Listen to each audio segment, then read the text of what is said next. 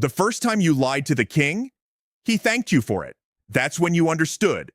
Truth is not power. Control is. You stand beside the throne, head bowed, voice calm. To the court, you are loyal.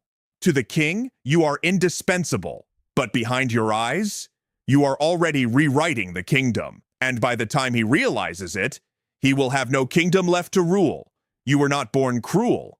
That would have been simpler. You were patient, observant, the kind of man people trusted. You remembered names, you listened, you helped.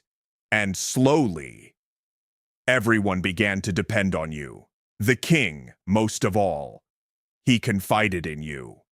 His fears, his doubts, his suspicions, you comforted him, guided him, shaped his thoughts so gently. He never realized they weren't his own anymore. It didn't begin with blood. It never does. It began with a letter, one you delayed, a warning that never reached the king in time. A loyal lord fell, an alliance collapsed. The king raged. You stood beside him, calm. They failed you, your grace. And just like that, the blame shifted. Not to you, never to you. From that moment on, every failure had a new author. Everyone but you. You learned the most powerful weapon in a court is not a sword, it's doubt. A whisper here, a hesitation there. Are you certain he's still loyal? It may be nothing, Adi, but I thought you should know. You never accused. You suggested. And the king's mind did the rest. Soon, he began to see enemies everywhere. Friends became threats. Allies became risks. And every time he turned to someone for reassurance, they were gone, removed, disgraced, or worse, leaving only one voice he could trust, yours. At court, they start to notice. The king is different, more volatile, more isolated. He trusts fewer people, speaks less, listens only to you. They whisper that you've changed him. They're wrong. You didn't change him. You revealed what he always was, a man too weak to hold power alone. And now, he can't survive without you.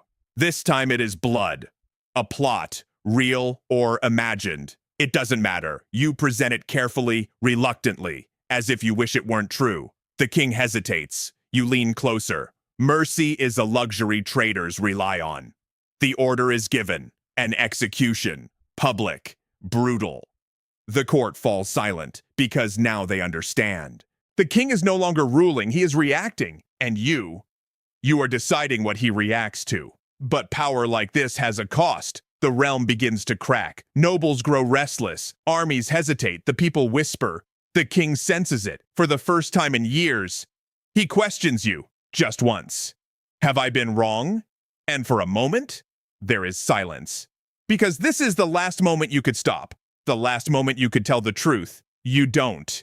You act quickly. Because doubt is dangerous. Especially when it points at you. The guards are already yours. The treasury already secured. The nobles already divided. You don't overthrow the king. You remove him, quietly, efficiently, like correcting an error.